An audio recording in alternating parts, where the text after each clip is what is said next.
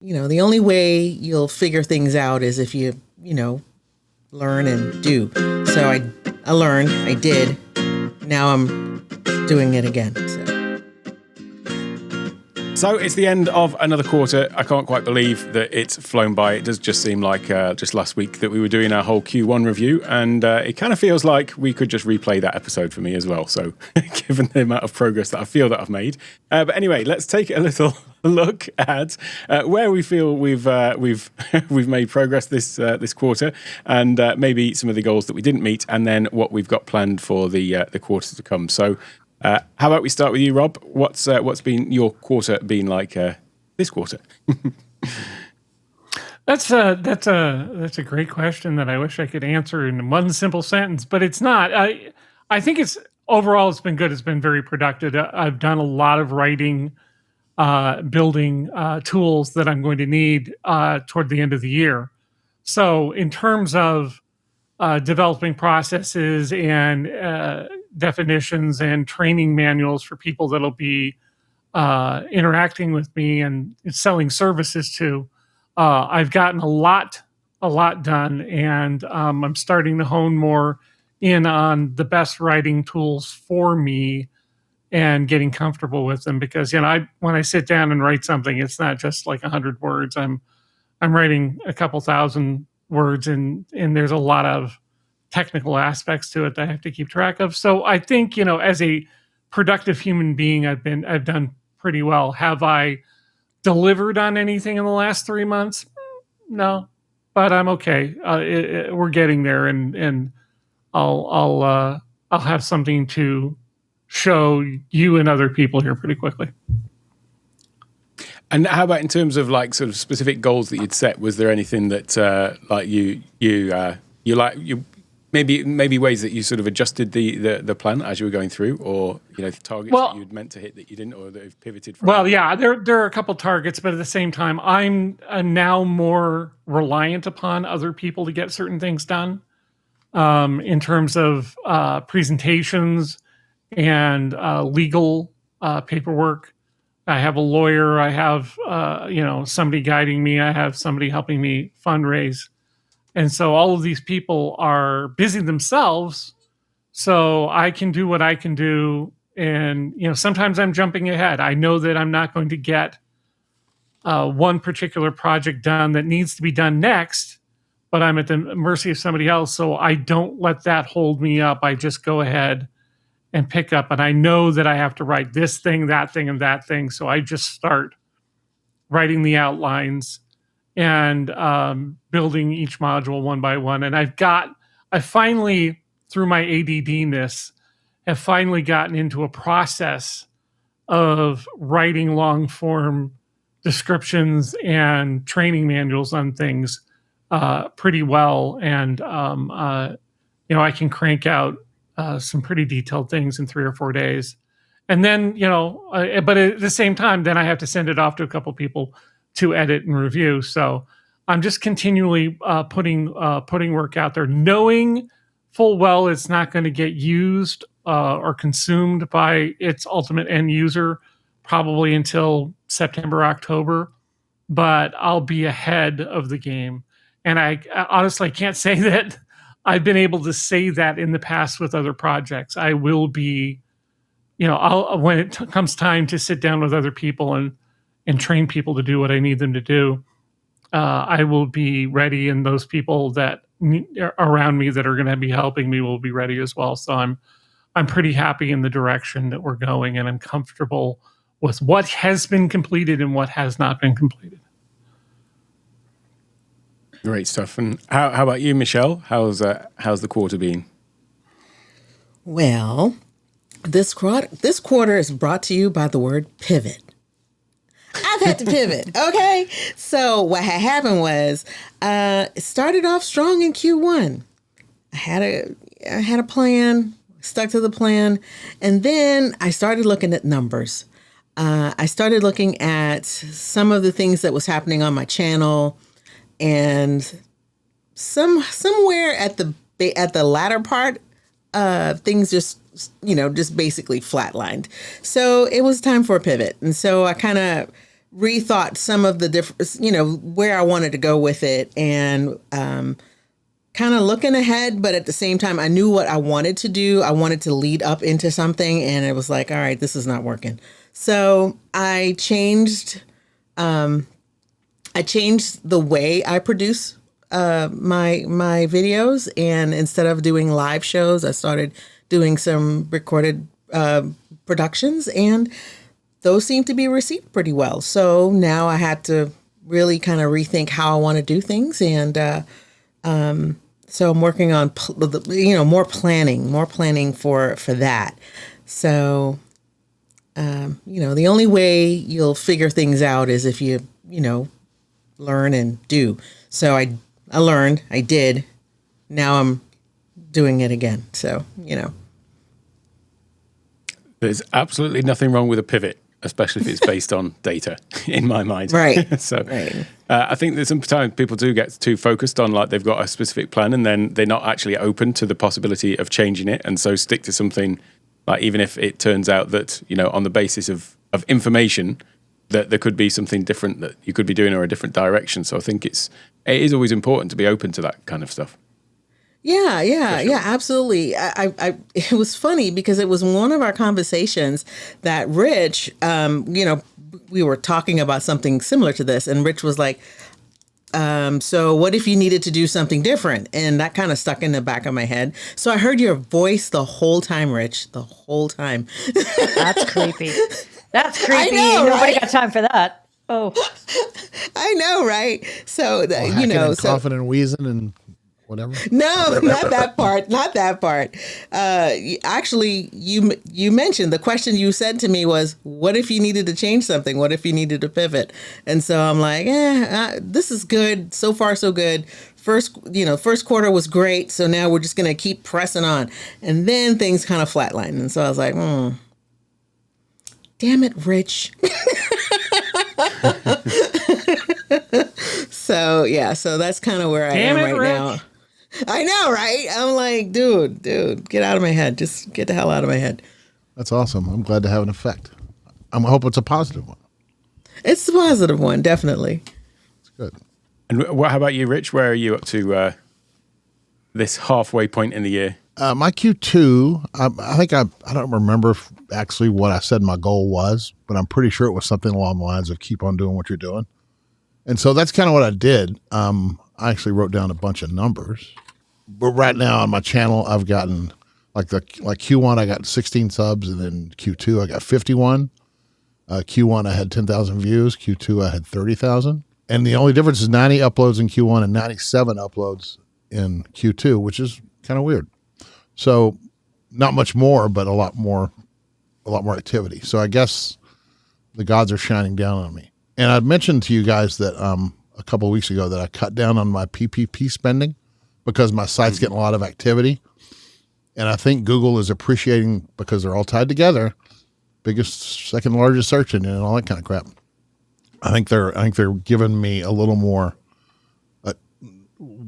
organic results, organic things. So I'm excited about that.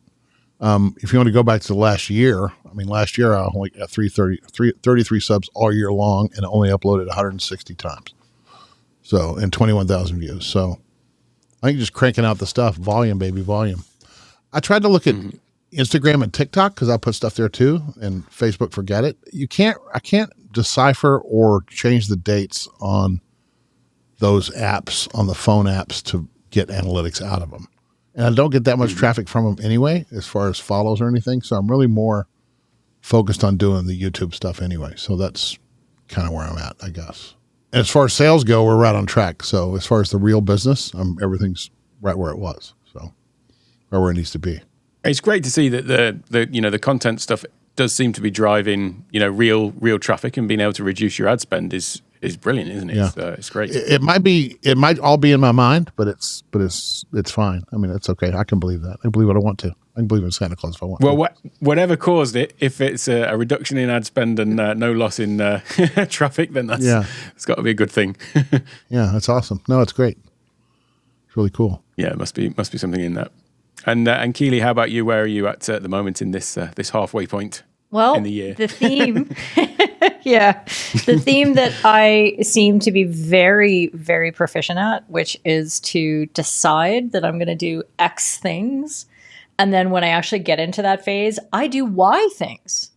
And I do them, and they're result driven, and like it's good, but the X things just don't get done. And that to me is, I don't know. I'm actually, I've got my full focus planner out in front of me, and I'm looking at the pages, and let's see if you can kind of, and I'm looking at the 4 goals. You're only supposed to put 3 a quarter, and I put 4, which is dumb because I only got 1 of them really done. 2 of them involve starting regular email campaigns out from FHU and Discord Coach, and then I did find myself a video editor for FH Empire, so I got that goal done. And I remember the reason I'm gonna, causally link this back, that the reason I did this is because one day I looked at these pages in the middle of quarter and I went, I wrote down these really handy next steps. Maybe I should put one of those next steps as one of my things to do this week. Like, I don't know. I'm probably doing some black magic here, and this is like rocket surgery, but it seemed to kind of work, and that's why I got more progress. And that's the real problem for me, is that every week I'll set out the things that I want to do, but they are literally they are the most important and urgent things I have to do that week, but they don't tie back into my major goals.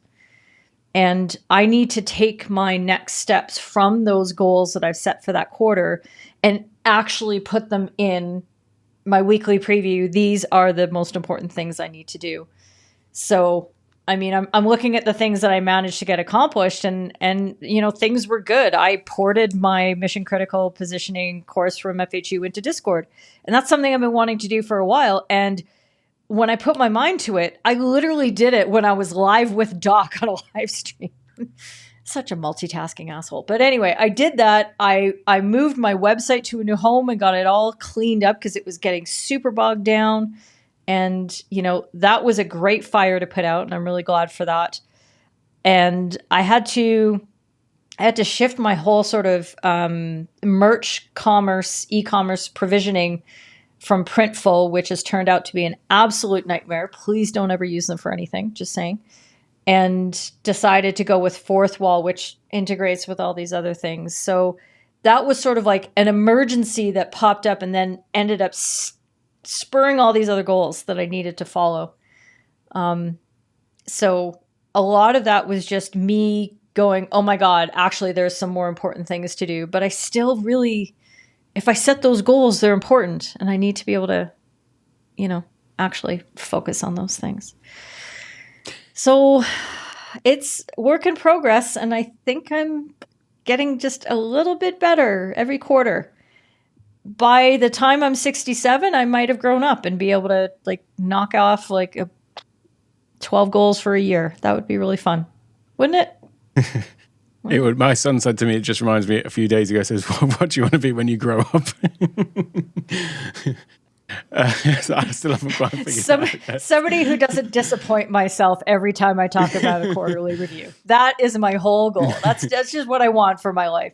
Can I please talk about my quarter and be happy with it? But there you go. So, but just thinking about those, you're talking about the tasks that, you set and then that don't necessarily get done. But what part of that has been driven by, new opportunities that have arisen, like new coaching clients that you're working with, new consultation people that you're going to be working with long term. I know that you've had a lot of opportunities that have come about that then, they maybe weren't on your horizon to schedule in all those potential opportunities from the beginning of the quarter. So, there is that aspect, isn't there? That there's a lot of new stuff coming onto your desk, as it were. Yeah, and on a personal note, I did have my father falling ill during this quarter, very unexpectedly, and it wasn't so much that it took a lot of time. There was a couple weeks there where there was quite a bit going on, but I kind of went into a little bit of a shock, to be honest. And I don't know if that's how maybe everybody experiences this. I'm not the boss of you, but I certainly felt like I would spend some time where I knew I was supposed to be working, and I'd just be kind of looking off into space, and I'd be thinking about, what was happening and how he was doing and how he was processing things, and, ways I could be talking to him better or supporting him in a different way, and supporting his wife. And I just had so many sort of questions swirling around in my own mind that also distracted me. So I guess what I'm only sharing that just to empathize with everybody out there who has a certain drive and a certain set of things that happen, and then something like that occurs. And now I really do get it. I get it that it's not that suddenly you have no time. It's that your brain has some really important work to do to get yourself straight and right. And I probably didn't respect that. I did not respect that enough going into this. So that was another good learning experience for me. And I don't know how I'll do it better in the future, but just understand that it's going to take me some time to get through it. So there's always going to be unforeseeable things arise like that, whether it's, personal things or, just something else that distracts us or takes our time away for good or for bad. And when we plan stuff out, we're always planning almost like the best possible case scenario of how long things are going to take.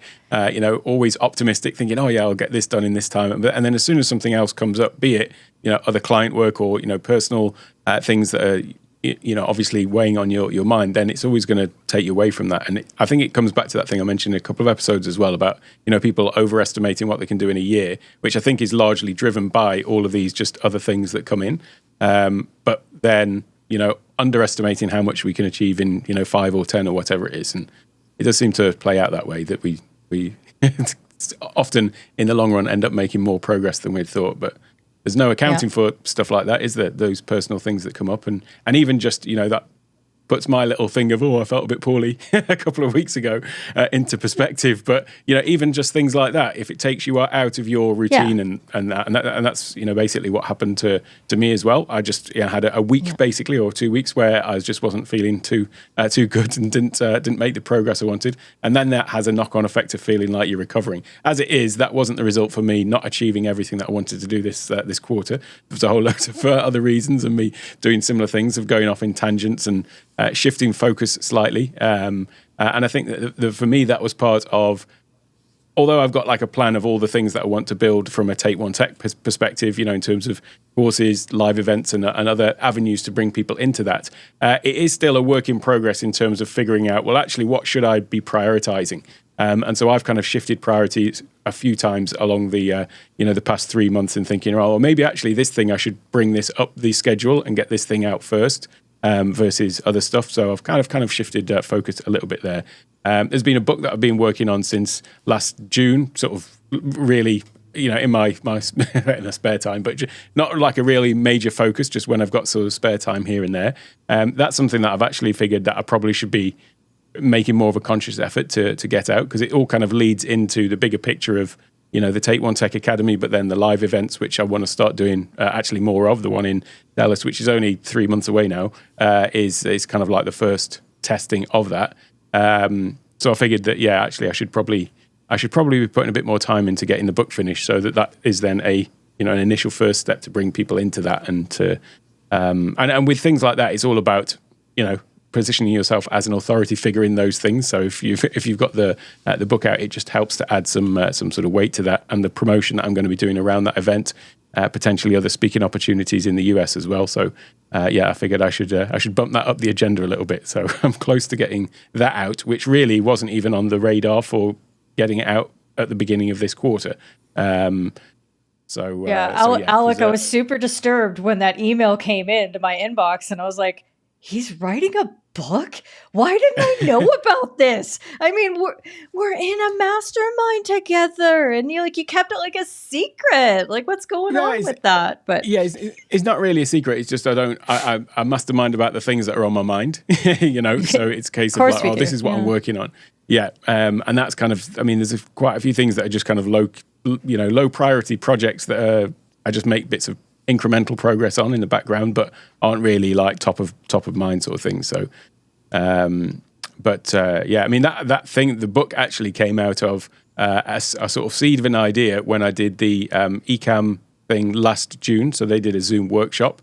And it was part of that. I came up with this particular formula, the value formula, which I won't go into today. But and I did just like a small part of that in my workshop that I did whenever it was, May or June of last year. So the sort of seed of the idea came then, and then I've just sort of slowly been building on that since then, really. But anyway, I digress. That was things like that where I've kind of, again, with the not so much pivots, but just a slight change in priorities of tasks that need to be done in my case. So I'm not making a major pivot or anything in this case, but it's just kind of, shifting around things in the agenda. I mean, I think I actually explicitly said on the the last Q2 or the Q1 review that I intended to get out like 10 courses or something in this quarter.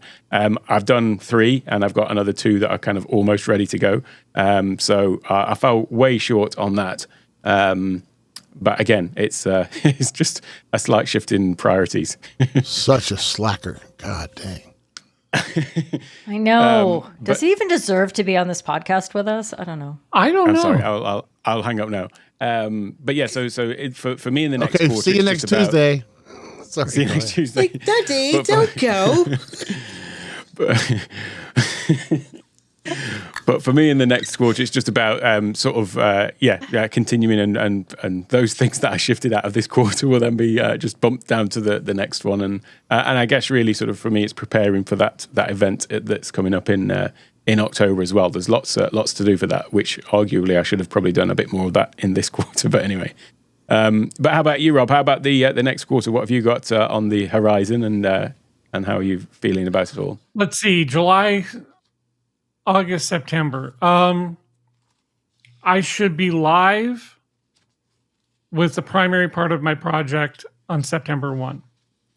There might be some things that we're doing ahead of time for revenue generation, but September 1 is the date that everyone in my team has agreed to be live. But the way that the marketplace that I float in is going, things might happen sooner than that. So, no later than September 1, we should be fully functioning and in earning revenue. So that's my goal right now, is that it will take me about a year after that to roll out all of the different modules. But again, as I've learned here and elsewhere, start with what you can, earn money with what you can, and then everything else will, you'll guide into all the other things that you need to deliver. And by that point in time, I will have other hands on deck doing work for me. So September 1, go live. Exciting quarter. Yes. It'll be really, really exciting to watch along with this with you. Yeah. It's a little stressful. And well, that's part of the fun, though, isn't it? Surely, if you don't get any results without having a little bit of stress and hard work. Exactly. Yeah. Exactly. But the upside is I've got people around me that I trust and will help me along that road. So I'm very blessed on that end. Much like the Creators Pod.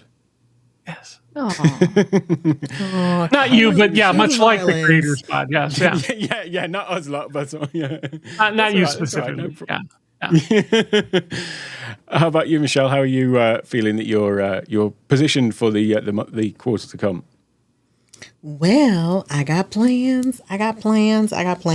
So I'm looking so far ahead. I'm looking 2 quarters ahead, and I need to have Q4 done in Q3 so that I can just implement. So I'm doing, so this quarter I'm going to be writing a lot, getting everything ready for Black Friday and onward, making sure that I have, I'm launching an Etsy shop. I don't know if I told you guys, but I'm launching an Etsy shop and trying to figure out the strategy of how I'm going to incorporate it into my Kajabi stuff. I don't know. It's a head scratcher. I'm going to have to figure that out this quarter. However, I'm getting everything ready for the launch that's coming up in October. So I'll be doing a lot of writing. I will also be doing I have a course that I'm migrating from my WordPress site and bringing it over. So I have to get all of those things set up and then kind of change my format on how I deliver the information, how I deliver my my videos. And so more planning for, for implementation in Q4. So exciting times again.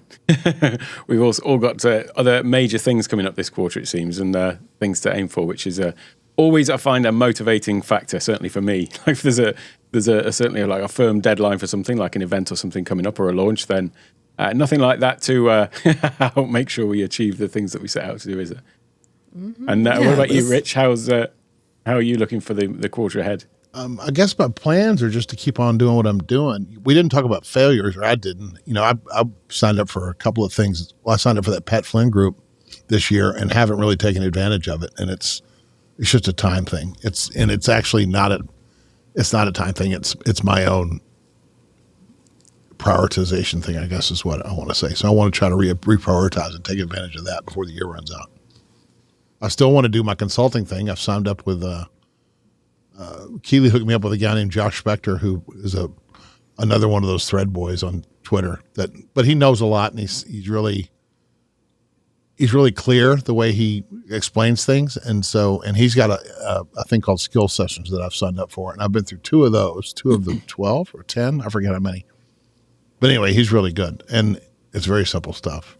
So I'm looking forward to doing that, and I would like to make some headway on the consulting thing, because I don't want to do my current business forever. So, but I'm going to keep doing my current business at least for the next 3 months. So that's where we are. And the Josh Spector stuff, just for the uninformed, what's that looking to do? Is that improving what aspect of you is that sort of adding value to, I guess is the question. He is a coach for creative entrepreneurs, is what he calls himself. That's what I got out of it. He talks about how to hone in on a newsletter topic, how to find your niche, how to come up with a content. I forget what he calls it. A cartwheel? What does he call it, Keely? A content flywheel. Paddle wheel? Flywheel. Flywheel. That yeah. It's just it's just the way that you curate things. You come up with your own things to put out, and you just build up your following, your audience over time.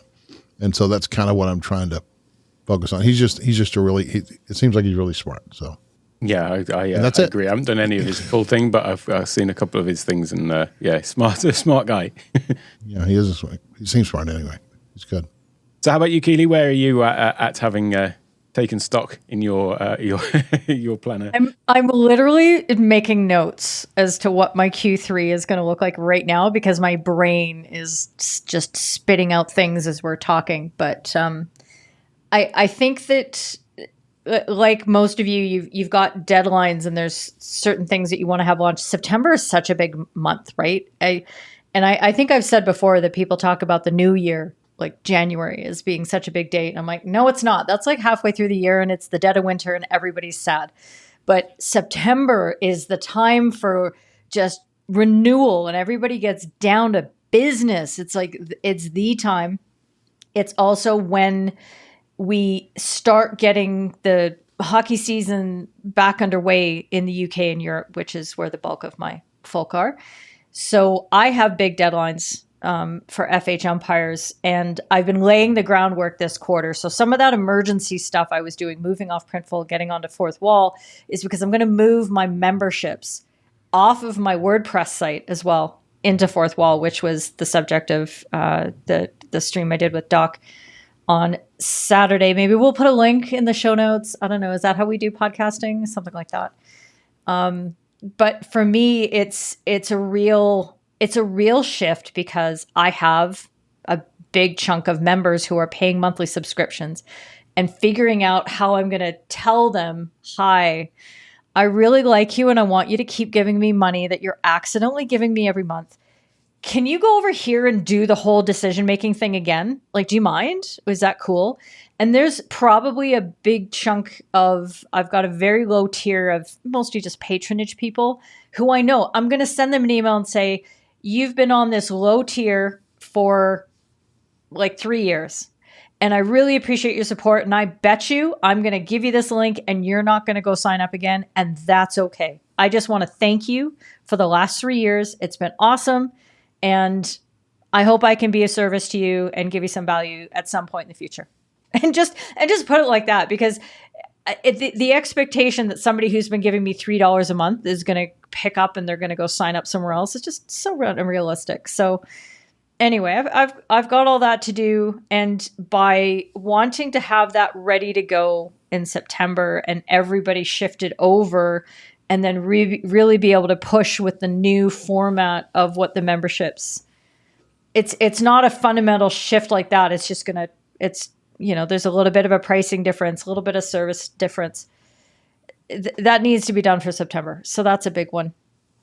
So that sort of really anchors my goals for FH umpires. And then for Discord coach, it's very much about getting that sort of, I guess you can call it a flywheel, or it's just that journey where I have to start with the email course that says, hi, do you want to learn the top, 5 things that you need to know as a new person to Discord? Here's your course. And then have the next layer and the next layer. And just have that, the next layer beginner course, and then email campaigns for a Discord coach. So that's really what I'm focusing on. That's going to be it. So I'm not pivoting.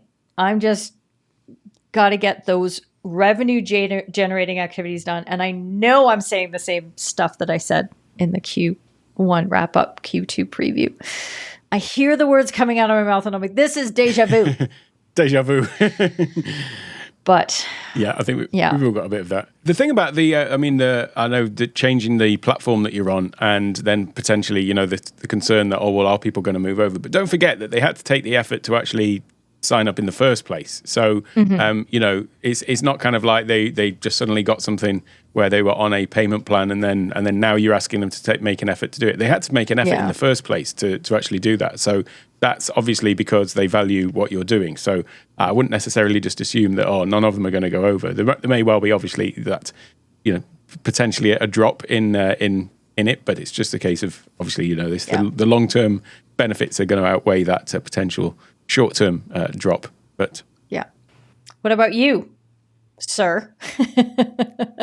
Or do you feel like you already went through it all with the... Yeah, it's just a case of, still continuing. I guess I'm thinking as well for like the year, all of the courses that I've got outlined that I want to include in the Take One Tech Academy, those need to all be out, and ideally by the time that I do the event in October. Because really this whole year for me is about focusing on creating the entire ecosystem. So of all of the courses, I've got now a couple of free courses that I want to run as well, that kind of combine a lot of different things, which actually came out of a major screw up that I did earlier this month. So as part of the Take One Tech Academy, there are these monthly workshops. And I inadvertently sent the Zoom link to my entire database, as opposed to just the small number of people who were supposed to do it. And as part of that, I said, and because it was the email was intended for just Academy members, it said, and of course the replay will be available afterwards and so on. So this email went out though, like 6 hours or 4 hours or whatever it was before the actual event. So I had to completely redo what I was going to do for that workshop, because instead of it being for a very specific group of people who I knew what level they were at, suddenly this was to people, some of whom have never even heard of Ecamm Live or live streaming or live video production and so on. And the workshop was supposed to be all about the technical setup for doing virtual presentations and webinars and things like that. So I got people who came along to it, but because of the short notice, I got a whole load of other people who said, this looks amazing, but I can't make it because it's too short notice. But I'm looking forward to the replay. So what I got out of that, though, was that maybe I should make just like a free mini course that covers all of the stuff in the workshop, but does it in a much more in a course format rather than a 2-hour workshop format. So there's been a few things like that where there's new things that have come up. Just also been, running the academy. I do weekly Q&As with people at a certain tier in that, so the premium tier of my academy. So I'm always getting questions and ideas out of the things that I'm speaking to, the people in there about as well. So there's a few other things that have come on come up on my radar as a result of that. But basically this year is just all about building kind of like the ecosystem, I guess. And then next year I want to be focused more on actually doing some more live events that are kind of like higher tier events. And then just, of course, maintaining and updating the content. But that's kind of my focus of this year. And so if stuff shifts around a little bit in terms of this quarter or next quarter, I'm not actually too concerned as long as I get it done by the end of the end of next quarter and the end of the year. So that's where I am with things. But has there been any sort of major things that any of you have had that are like worthy of note, apart from just stuff that's come in terms of your goals or what you're planning for next year? But any major other lessons learned that we haven't covered off yet? I think one of the things that I've learned, and this is courtesy of Josh Spector that Rich mentioned before, is that the light bulb went off when I started looking at my tech stack and all the money that I've been paying towards all of these different subscriptions for WordPress plugins and, this thing and this thing. And all of those monthly or annual costs that really weren't necessary for me to provide value to my clients or customers. And when I realized that Josh Spector can give you an unlisted YouTube link to a skill session that is simply the replay of a workshop that he has meticulously planned and, put together very, very effectively. But that's it. He doesn't slice and dice it onto Kajabi. There's no fancy, here's a quiz so that you can progress to the next level and all that stuff. I realized that I'd put so many requirements, so many barriers in my own way to producing the things that people want to give me money for. They want to learn these things from me, and I'm making it as hard as possible for them to access them because I think they have to be organized in this, fancy software. When I put MCP on Discord and I asked, I had all my existing people, I was like, here, go look at this. Let me know. Do you think this is better than the website? And they're all like, yeah, this is way better.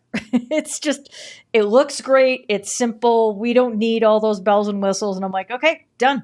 So that realizing that I've been paying a lot of money for things that I didn't need in order to actually produce content for people has been the biggest thing I've learned in this quarter for sure. That's a really great point. Like the pressure that we put on ourselves for the way that we think things should be done. And, it almost comes back to perfectionism, really, I suppose, doesn't it? Thinking that something has to be done in a certain polished way. And I love that. Way to make it about you, Alec. Say again?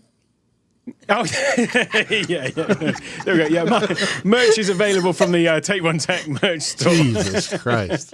You are I gave you the perfect saying. I'm teeing this great food Use the code WANKER for an extra 10% off your purchase. Now he's got to set that up. That's funny. That's it. I'm done. See you next Tuesday. Oh my gosh. Hi, Gretchen. Well, on 3, just say, we love you, Gretchen. We do. Yeah. Stay Gretchen, safe, Gretchen. Watch out for the bears, Gretchen. We hope you're having a lovely drive to wherever you're going. Gretchen, turn right at the next exit. Yes.